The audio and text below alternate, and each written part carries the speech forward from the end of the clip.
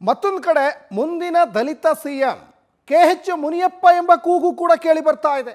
ಸಚಿವ KH ಮುನಿಯಪ್ಪ ಪರ ಈಗ ಅವರ ಅಭಿಮಾನಿಗಳು ಘೋಷಣೆ ಕೂಗಿ ಅವರ ಬೆನ್ನಿಗೆ ನಿಂತಂತೆ ಕಾಣಿಸ್ತಾ ಇದೆ. ಇನ್ನೊಂದು ಕಡೆ ನೋಡಿ, ಆ ಮುನಿಯಪ್ಪ ಹೇಳ್ತಾರೆ ಅಭಿಮಾನಿಗಳಿಗೆ ಆ ರೀತಿ ಕೂಗಬೇಡಿ ಅಂತ ಕೊಠಡಿ ಒಳಗೆ ಮುನಿಯಪ್ಪ ತೆರಳುತ್ತಾರೆ. ಆಹಾರ ಖಾತೆ ಸಚಿವರು ಆಗಿದ್ದಾರೆ. ಈಗ ಅವರು ಕೇಂದ್ರದಲ್ಲಿ ಈ ಹಿಂದೆ ಮಂತ್ರಿ ಕೂಡ ಆಗಿದ್ರು, ಸಾಕಷ್ಟು ರಾಜಕೀಯದಲ್ಲಿ ಅನುಭವ ಇದೆ. ಅವರು ಕೇಂದ್ರದಲ್ಲೂ ಕೂಡ ಸಚಿವರಾಗಿದ್ದರು, ಈಗ ರಾಜ್ಯದಲ್ಲೂ ಕೂಡ ಈಗ ಸಚಿವರಾಗಿದ್ದಾರೆ. ಇನ್ನೊಂದು ಕಡೆ ಸಿದ್ದರಾಮಯ್ಯನವರೇ 5 ವರ್ಷ ಮುಖ್ಯಮಂತ್ರಿ ಆಗಿರ್ತಾರೆ ಅಂತ KH ಮುನಿಯಪ್ಪ ಇಲ್ಲಿ ಅವ್ರ ಬೆಂಬಲಿಗರಿಗೆ ಹೇಳ್ತಾ ಇದ್ದಾರೆ, ರಾಜ್ಯದ ಜನತೆಗೆ ಹೇಳ್ತಾ ಇದ್ದಾರೆ. ಆದರೆ ಕಾಂಗ್ರೆಸ್ ಪಕ್ಷದಲ್ಲಿ ಬಹಳ ವರ್ಷಗಳಿಂದ ದಲಿತ ಸಿಎಂ ಕೂಗು ಕೇಳಿ ಬರ್ತಾ ಇದೆ.